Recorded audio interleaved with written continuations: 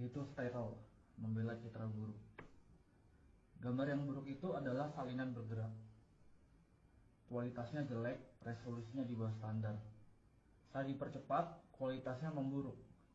Itu adalah bayangan gambar, pratinjau, gambar bini, ide yang keliru, gambar keliling yang didistribusikan secara gratis, diperas melalui koneksi digital yang lambat, dikompresi, direproduksi, dirobek, diremix, serta disalin dan ditempel ke saluran distribusi lain.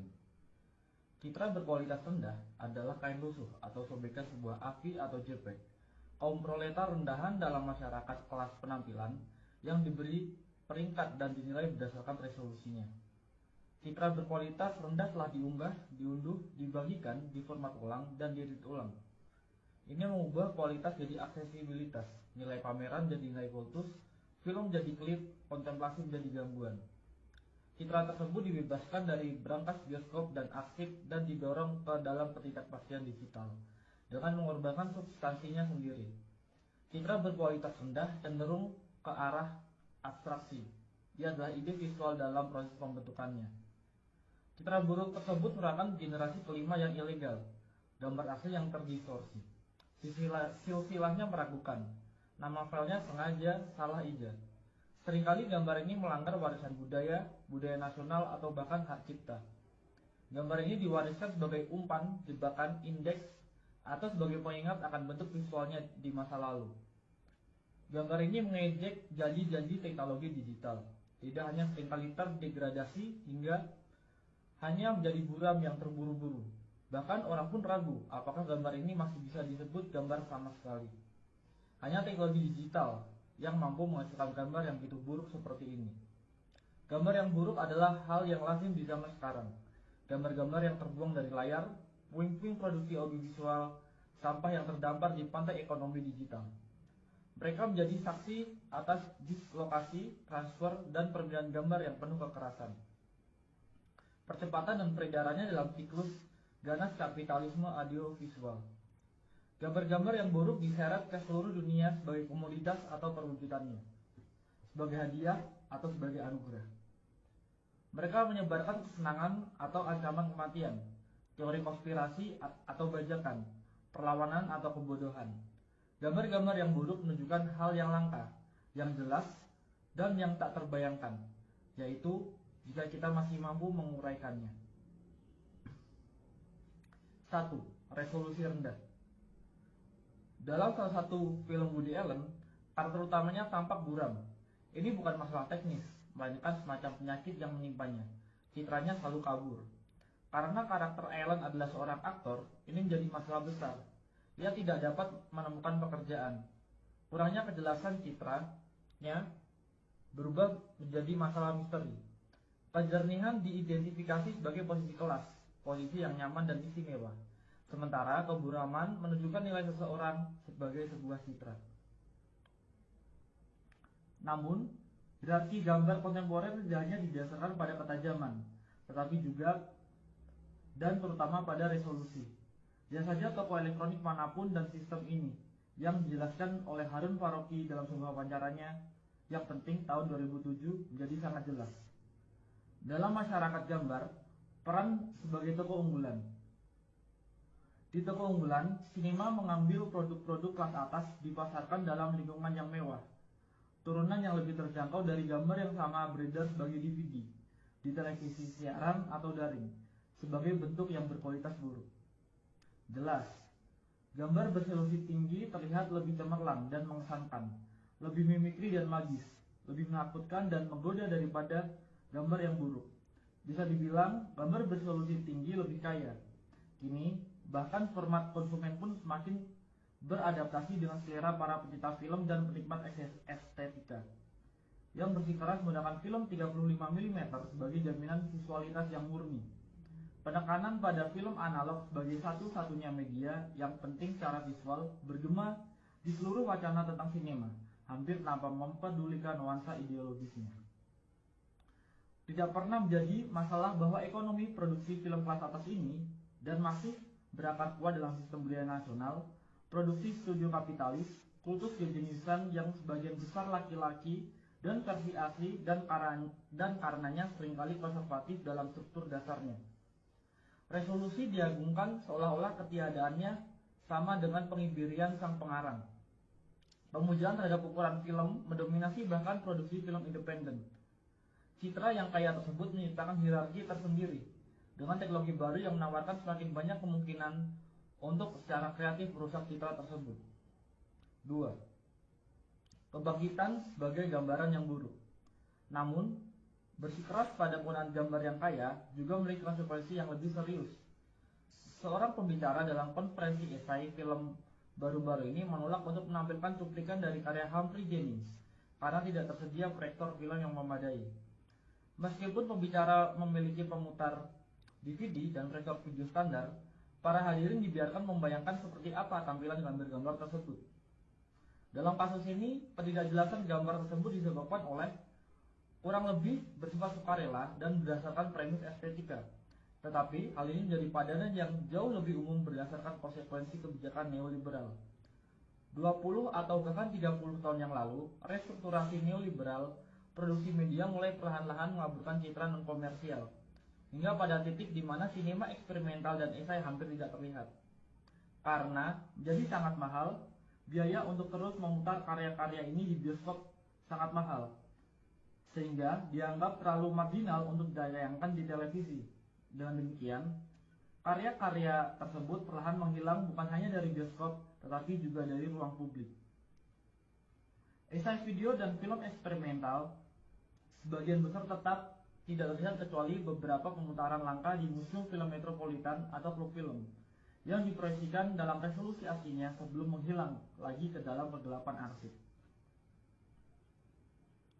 Perkembangan ini tentu saja terkait dengan radikalisasi neoliberal dari konsep budaya sebagai komoditas, komersialisasi sinema, penyebarannya ke bioskop multiplex, dan marginalisasi pembuat film independen.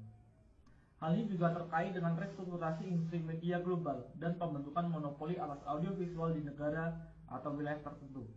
Dengan cara ini, materi visual yang resisten atau non-konformis menghilang dari permukaan ke dalam ruang bawah tanah berupa arsip dan koleksi alternatif yang hanya dipertahankan oleh jaringan organisasi dan individu yang berkomitmen yang akan mengedarkan selingan VHS bajakan di antara mereka sendiri.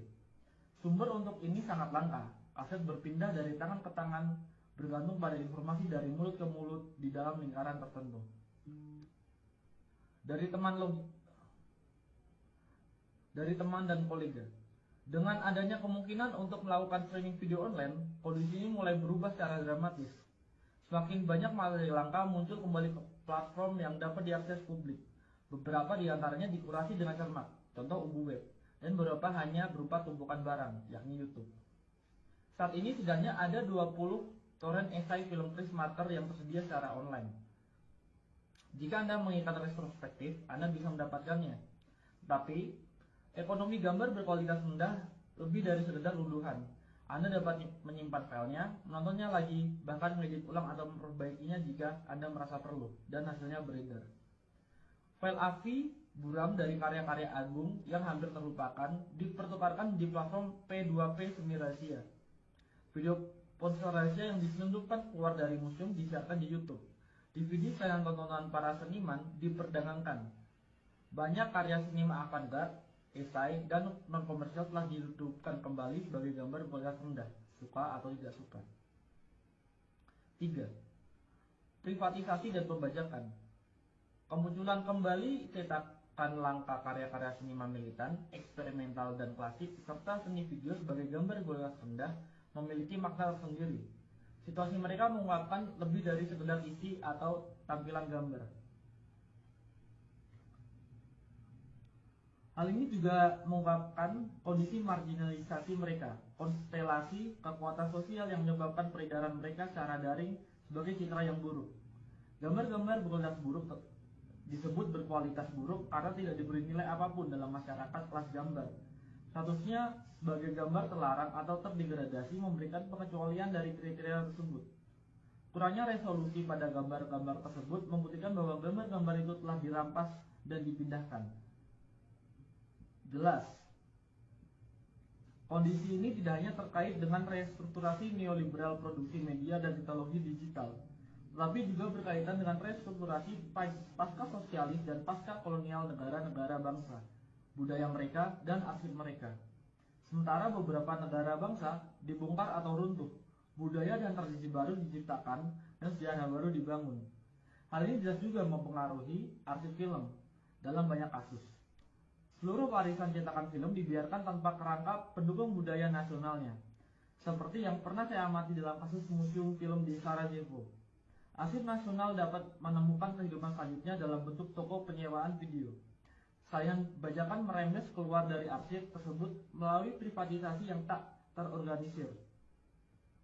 Di sisi lain, bahkan perusahaan Inggris pun menjual isinya secara online dengan harga yang sangat tinggi. Seperti yang dicatat oleh Kotwo Eshun, citra buruk beredar sebagian karena kekosongan yang ditinggalkan oleh organisasi perfilman negara yang merasa terlalu sulit untuk beroperasi sebagai arsip 16 atau 35 mm atau untuk mempertahankan infrastruktur distribusi apapun di era kontemporer. Dari perspektif ini, citra buruk mengungkapkan penurunan dan degradasi esai film atau bahkan sinema eksperimental dan non-komersial apapun yang di banyak tempat dimungkinkan karena produksi budaya dianggap sebagai tugas negara. Privatisasi produksi media secara bertahap menjadi lebih penting daripada produksi media yang dikendalikan atau disponsori negara. Namun di sisi lain, privatisasi konten intelektual yang merajalela bersama dengan pemasaran online dan komodifikasi juga memungkinkan pembajakan dan pengambilalihan. Hal ini menimbulkan peredaran citra buruk. 4. Sinema yang tidak sempurna. Muncul citra yang buruk mengingatkan kita pada manifesto ketiga klasik untuk sinema yang tidak sempurna karya Juan Garcia Espinosa yang ditulis di Kuba pada tahun 1960-an. Espinosa berpendapat untuk sinema yang tidak sempurna karena menurutnya sinema yang sempurna secara teknis dan artistik mahir hampir selalu merupakan sinema reaksioner. Sinema yang tidak sempurna adalah sinema yang berupaya mengatasi pembagian kerja dalam masyarakat kelas. Ia menghubungkan seni dengan kehidupan dan sains, memburukkan perbedaan antara konsumen dan produsen, penonton dan pengarang. Ia bersikeras pada identitasnya sendiri.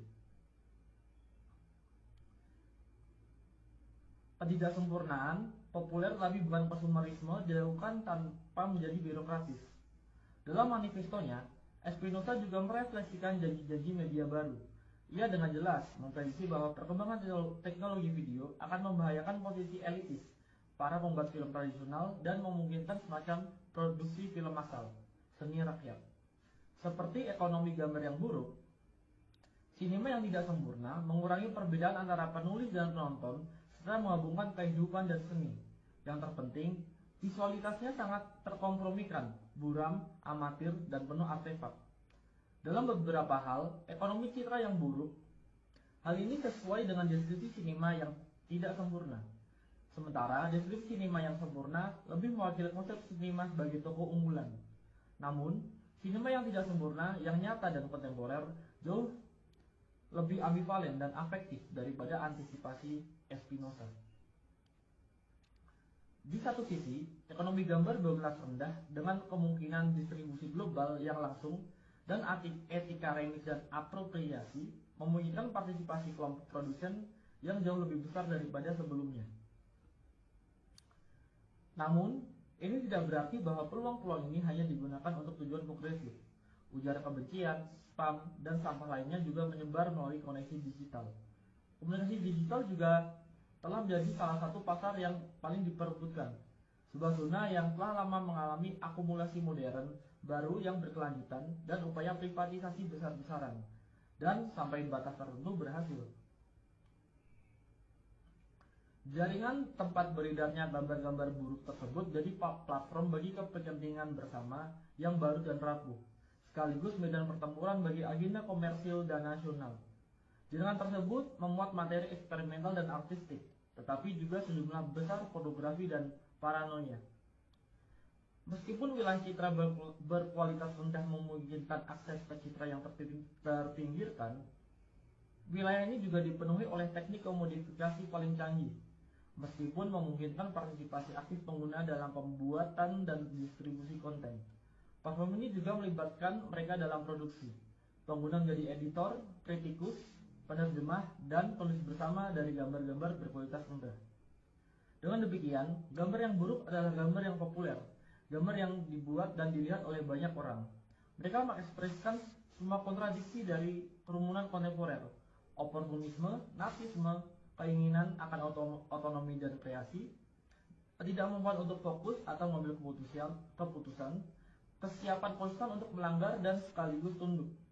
Secara keseluruhan, citra-citra buruk tersebut menyajikan gambaran sekilas tentang kondisi afektif kerumunan, neurosis, paranoia, dan ketakutan, serta keinginan akan intensitas kesenangan dan pengalihan perhatian. Kondisi citra-citra tersebut ini bukan hanya tentang transfer dan pemformatan ulang yang tak terhitung jumlahnya, tapi juga tentang banyaknya orang yang cukup peduli untuk mengkonversinya berulang kali, menambahkan subtitle, mengedit ulang, dan mengunggahnya. Dalam konteks ini, mungkin kita perlu mendefinisikan ulang nilai sebuah gambar, atau lebih tepatnya menciptakan perspektif baru untuknya. Terlepas dari resolusi dan nilai tukar, kita dapat membayangkan bentuk nilai lain yang didefinisikan oleh kecepatan, intensitas, dan penyebaran. Gambar yang buruk adalah buruk karena sangat terkompresi dan menyebar dengan cepat. Gambar tersebut kehilangan materi dan memperoleh kecepatan.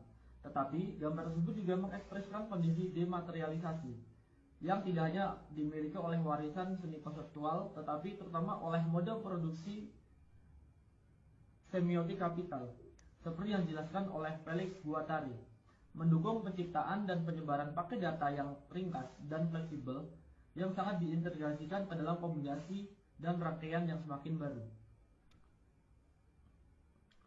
Penyederhanaan konten visual ini, konsep yang sedang terbentuk dari gambar, menempatkan dalam suatu perubahan informasi umum dalam ekonomi pengetahuan yang berbagai gambar dan keterangannya keluar dari konteks ke dalam pusaran deteritorialisasi kapitalis permanen. Sejarah seni konseptual menggambarkan hal ini dematerialisasi objek seni, pertama-tama sebagai gerakan perlawanan terhadap nilai fetishisme visibilitas. Namun kemudian, objek seni yang telah didematerialisasi ternyata sangat cocok dengan semiotisasi kapital. Dan dengan demikian, dengan arti tertentu, pergeseran konseptual citra buruk. Dalam kapitalisme, citra buruk juga mengalami ketegangan serupa. Di satu sisi, ia beroperasi melawan nilai fetishisme resolusi tinggi. Di sisi lain, justru nilai mengapa ia akhirnya terintegrasi sempurna ke dalam kapitalisme informasi yang berkembang pesat pada rentang perhatian yang terkompresi, pada kesan daripada impresi, pada intensitas daripada kontemplasi, pada pratinjau daripada pemutaran. 5. Kawan, bagaimana ikatan visual Anda hari ini? Namun, secara bersamaan, terjadi pembalikan paradoks. Peredaran gambar-gambar berkualitas rendah menciptakan sebuah sirkuit yang memenuhi ambisi awal sinema militan dan beberapa esai dan eksperimental untuk menciptakan ekonomi gambar alternatif. Sebuah sinema yang tidak sempurna yang ada di dalam maupun di luar dan di bawah arus media komersial. Di era berbagi file, bahkan konten yang terpinggirkan pun beredar kembali dan menghubungkan kembali audiens yang tersebar di seluruh dunia. Citra buruk tersebut dengan demikian membangun anonimitas. Jaringan global menciptakan sejarah bersama. Ia membangun aliansi saat menyebar, memicu menerjemahkan atau salah tafsir, dan menciptakan publik serta debat baru. Dengan kehilangan substansi visualnya, ia mendapatkan kembali sebagai kekuatan politiknya dan menciptakan aura baru di sekitarnya. Aura ini tidak lagi didasarkan pada kekekalan asli, tetapi pada sifat sementara salinannya.